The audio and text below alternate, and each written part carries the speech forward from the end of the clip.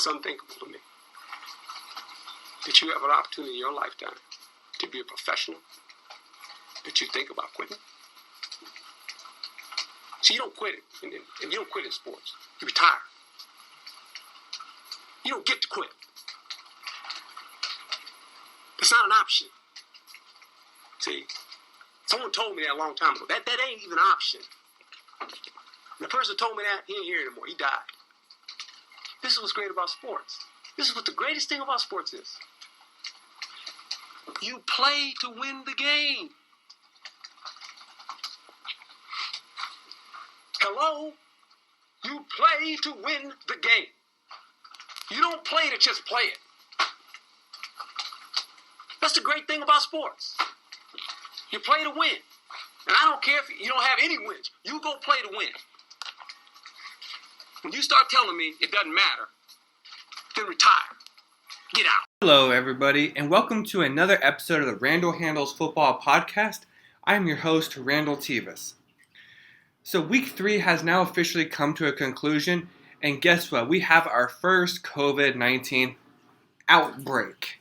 Now, if you're just listening to this and not watching this, I put outbreak in air quotes because a total of 7 players / coaches / personnel have contracted the COVID virus, the coronavirus, from the Tennessee Titans. So as of now, the game between the undefeated Tennessee Titans and the undefeated Pittsburgh Steelers is going to be postponed. Right now, they are talking about rescheduling the game for Week 7. Week 7 is when the Pittsburgh Steelers would face off against the Baltimore Ravens. But both of those teams, the Ravens and the Steelers, have a bye week in Week 8. And so they would just move that game between the Steelers and the Ravens into Week 8. And the Tennessee Titans have a bye week scheduled for Week 7. So that becomes the most idealistic time to make a bye week, to make the reschedule of these two games. With that being said, this is going to be the bye week between the Tennessee Titans and the Pittsburgh Steelers. And Week 7 would then be the new bye week for the Baltimore Ravens. That's the talks. There's nothing official about that yet. So we'll see if that actually happens. So just taking a look back on the games from Week 3. Overall, I correctly picked 11 games. I incorrectly picked 4 games, and 1 game between the Philadelphia Eagles and the Cincinnati Bengals unfortunately ended up in a tie. It all started with Jacksonville being, some people would call it an upset. Some people would just say the Jacksonville Jaguars lost the game on Thursday night when they were home and took on the Miami Dolphins. The next game, Pittsburgh Steelers did beat the Houston Texans, as I predicted. The next game, again, the Bengals and the Eagles tied. The 49ers beat the New York Giants. The New England Patriots beat the Las Vegas Raiders. The Minnesota Vikings lost to the Tennessee Titans. I believe, if I'm not mistaken, it was a 1-point loss. It came down to the end. Going into halftime, I think Minnesota was up like 17-3. And it was a second half comeback by the Tennessee Titans, the aforementioned Tennessee Titans. With that, also on that note, the Minnesota Vikings have had their facilities shut down as they tested for the coronavirus. But fortunately, they had 0 positive tests of the coronavirus. So they are going on with their schedule to play a game in Week 4. I think they're going to be playing behind the 8 ball because they have not practiced all week. But we'll see how that goes for them. The Cleveland Browns did beat the Washington football team.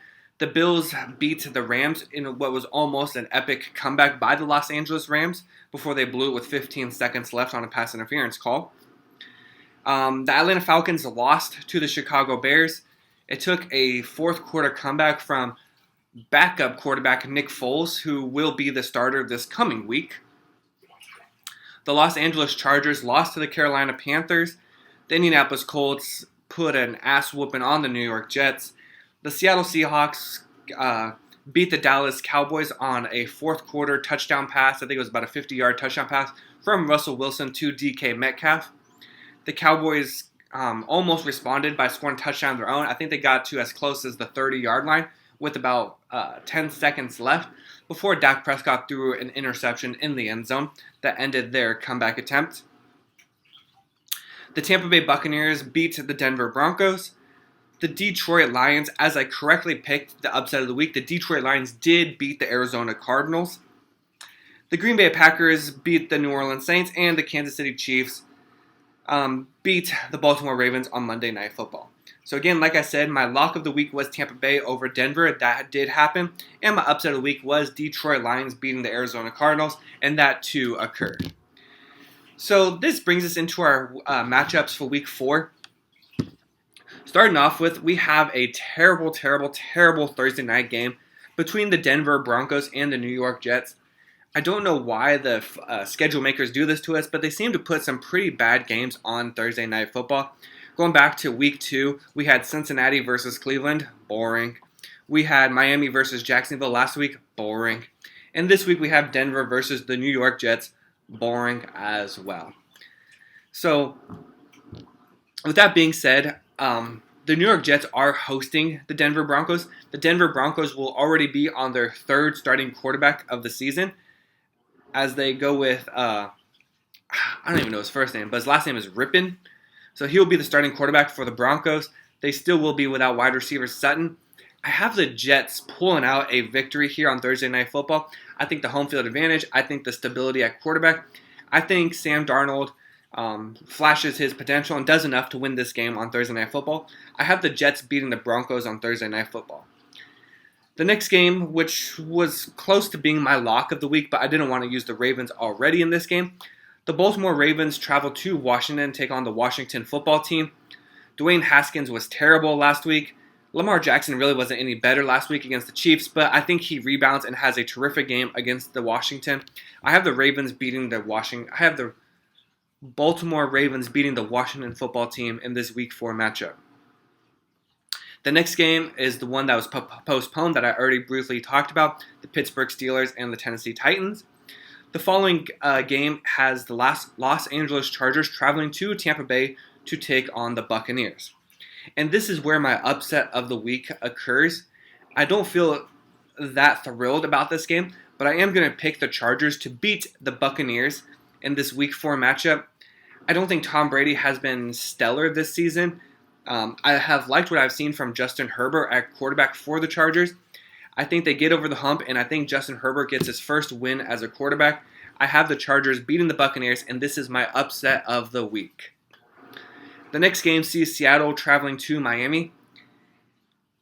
I think a lot of people have Seattle as their lock of the week, but I don't know. There's a part of me that thinks that Miami may upset the Seattle Seahawks this week. They're coming off a terrific game last week on Thursday Night Football. They've had that extended rest. I think that Ryan Fitzpatrick can do enough to beat the Seahawks, but I'm not going to bet on it.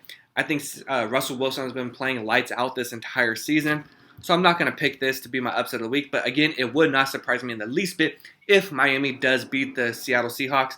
Again, the Seahawks travel from the West Coast to the East Coast to go to Miami. I think that's always a hard thing to do. But ultimately, I am going to pick Seattle to win. But like I said, I would not be the least bit surprised if Miami does pull this one out. The next game has Minnesota traveling to Houston to take on the Texans. A battle of 2 winless teams. I have Houston winning this game. That's not much of an upset. As I said, both teams are winless. Minnesota, like I said, they had their facilities shut down until today on Thursday. Thursday is the first day that they're going to open up their facilities and start practicing. I think that is going to harm them. I have the Houston Texans getting their first win of the season here in Week 4 against the Minnesota Vikings. The next game sees New Orleans traveling to Detroit to take on the Lions. I think this is a get-right game for Drew Brees and that Saints offense. I have the Saints beating the Lions pretty handedly here in this Week 4 matchup. The next game I think will end up being an actual sleeper, exciting game. It's the Cleveland Browns traveling to Dallas to take on the Cowboys. Listen, the jury's still out on the Cleveland Browns. The jury's still out on the Dallas Cowboys. I think the Dallas Cowboys could really have a great game here, a great offensive game. They'll do enough to get this victory. I have the Cowboys winning, but I think this could be an exciting game between Baker Mayfield and Dak Prescott. The next game on Week 4 in the morning games sees the Jacksonville Jaguars traveling to Cincinnati to take on the Bengals. It's a game of the Kitty Cats. I think Joe Burrow may get his first win of the season here, but I'm not going to bet on it. I have the Jacksonville Jaguars beating the Cincinnati Bengals. I think outside of that Week 3 matchup between the Dolphins and the Jaguars, I think Gardner Minshew has played really good this season. I think it's going to be a get-right game for him. I think he's going to have a rebound game, and the Jaguars are going to do enough to beat the Bengals here. The next game on Week 4 sees the Indianapolis Colts traveling to Chicago to take on the Bears. Now, like I said, Chicago is going to run with Nick Foles as their starting quarterback for this week. It remains to be seen how long he's going to be the quarterback. I think it's an absolute quarterback mess in Chicago. This really goes back to 3 years ago when the San Francisco 49ers totally screwed over the Chicago Bears, let's just put it like that, and was able to swap their first-round picks when the Bears took Mitch Trubisky. The 49ers slid down one spot, were still able to draft their man Solomon Thomas, which, by the way, if you ask me, isn't that good of a player either. But it's just the fact that they're also able to get a second-round pick out of that as well. That really made that a very uneven swap for from the Bears' perspective. And now I don't think Mitchell Trubisky's in their future. Like I said, it's an absolute mess in Chicago right now. I don't think Nick Foles will end up being the quarterback for the entire season. I know he's had 2 magical seasons, Nick Foles has. Number one, with the Eagles, when there was that one season under Chip Kelly when he went like 23 touchdowns and only like 2 interceptions. Okay, that's not the Nick Foles that we know and are accustomed to. And then the other season when he led them to a Super Bowl victory, the Philadelphia Eagles. He stepped in for Carson Wentz the last 2 games of the season, then went on that magical playoff run. I don't think that's the typical Nick Foles either. I think they're going to get somewhere where Nick Foles in his past season starting for the Eagles and when he went and signed as a backup with the Kansas City Chiefs, so on and so forth. And then, last season when he was with the Jaguars, I think that is the Nick Foles that the Chicago Bears will get. I don't think he's going to last as a starting quarterback very long. All that being said, Indianapolis is the better team here.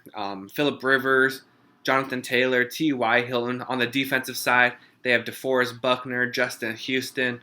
It's a better team in Indianapolis. I have the Colts beating the Chicago Bears. I know the Bears are an undefeated team, but I think that undefeated run ends this week in Week 4 at the hands of the Indianapolis Colts. The next game on the slate of Week 4 matchups sees the Arizona Cardinals traveling to the Carolina Panthers. And again, they are playing in North Carolina in Charlotte. I have the Cardinals beating the Panthers here. I have this as, and again, don't get me wrong, I think this is going to be a close game. I think the Panthers could end up squeaking one out against the Cardinals. That wouldn't surprise me in the least. This is a bit of a toss-up game. But I think Kyler Murray and company do enough to get that win. If it comes down to last possession, a 2-minute offense, I think Kyler Murray does get it done and does get the W here against the Carolina Panthers. The next matchup is the New York Giants versus the Los Angeles Rams. And this is where I have my lock of the week. There is no way in hell that the New York Giants are going to beat the Los Angeles Rams. I think the Rams are a much superior team. I think the Rams showed that last week against the Bills when, they're getting blown out and were able to crawl back into that game and really make it a game all the way down to the wire. So I think the Rams do handle the New York Giants pretty well. It is being played in Los Angeles, which is, again, another downside for the New York Giants. So I have the Rams beating the Giants here. Not much to say. This is my lock of the week. I am guaranteeing that the Los Angeles Rams will beat the New York Giants. The next game on the slate sees the Buffalo Bills traveling to Las Vegas. I think the Bills get the job done here. It'll be interesting to see what happens when Buffalo actually has to travel across the country to come to Vegas to take on the Raiders. But just based on what I saw from the Las Vegas Raiders last week against the Patriots, I have the Bills winning here. The Bills have an even more superior defense than what New England does. So I have the Bills winning this Week 4 matchup. The next game in Week 4 could possibly be the game of the week. That's what people are hyping it up to be. But really, I think it's going to be, I I think it'll be a good enough game, but I think the Kansas City Chiefs handle it pretty easily, just like they did the Baltimore Ravens. And that is New England Patriots traveling to Kansas City to take on the Chiefs. Cam Newton, his first game, his first real tough. Well, I guess they played Seattle on Sunday Night Football. But anyways, Cam Newton and company traveling to Kansas City to take on Pat Mahomes and that Kansas City Chiefs offense. There's just not another team in the entire league that can keep up with the Chiefs offense. So I have the Chiefs winning this game pretty easily as well. Wouldn't be surprised if it was by more than 7 points. I wouldn't be in the least bit surprised. The next game, the Sunday Night Football game, sees the Philadelphia Eagles traveling to the San Francisco 49ers. The Niners are still a really banged-up team. It still remains to be seen if Jimmy Garoppolo will start this game. If not, Nick Mullins will step in and be the starting quarterback. George Kittle and Deebo Samuel have started practicing again for the 49ers. It remains to be seen if they even play. But listen, I think there's just a whole lot of problems with that Philadelphia Eagles team. Carson Wentz, although his coach Doug Peterson said there's no quarterback controversy, his position, his starting job is safe. I am really scared for that Eagles team. I'm really scared for Carson Wentz as far as if he'll be the starting quarterback moving forward. He's thrown 2 or more interceptions in every single game this season. So I don't expect that to change against this 49ers defense. I have the 49ers winning this game against the Eagles. And then now for our Monday night matchup, that sees the Atlanta Falcons traveling to Green Bay to take on the Packers. I don't know what's up with Julio Jones this year. I think he has about 5 catches on the entire season. That's not going to get it done. The Falcons need him to do more. They need more from Matt Ryan. I have the Packers winning this game. Packers have been a really good offense, probably the number 1 offense in the entire league. I said just a minute ago that no one can keep up with the Chiefs' offense. The Packers right now are showing that they may be one team that is able to keep up with the Chiefs' offense, them in Seattle. I don't think Atlanta's defense is going to slow down Rodgers and company. I have the Packers winning this Week 4 matchup and remaining undefeated on the season. Okay, so again, just to run through this again, I have the Jets winning, the Ravens winning, the Chargers winning, the Seahawks winning, the Texans, Saints, Cowboys, Jaguars all winning, the Colts and the Cardinals winning, the Rams, Bills, Chiefs, 49ers, and Packers all coming away with victories here. Again, there will be no game between the Pittsburgh Steelers and the Tennessee Titans. That game is postponed. It will be scheduled for another week. And once more, my lock of the week this week is the Los Angeles Rams beating the New York Giants. And my upset of the week is the other Los Angeles team. I have the Los Angeles Chargers beating the Tampa Bay Buccaneers. So thank you for listening to another episode of the Randall Handles Football Podcast. I will see you all next time. I don't care who you play, whether it's a high school team, a junior college team, a college team, much less an NFL team. When you turn the ball over 5 times, 4 interceptions, 1 for a touchdown, 3 others in field position to set up touchdowns, you ain't going to beat anybody I just talked about. Anybody. All right? And that was a disgraceful performance, in my opinion. We threw that game. We gave it away by doing that. We gave them the friggin' game. In my opinion, that sucked. What's that? Playoffs? Don't talk about playoffs. You kidding me? Playoffs? I just hope we can win a game.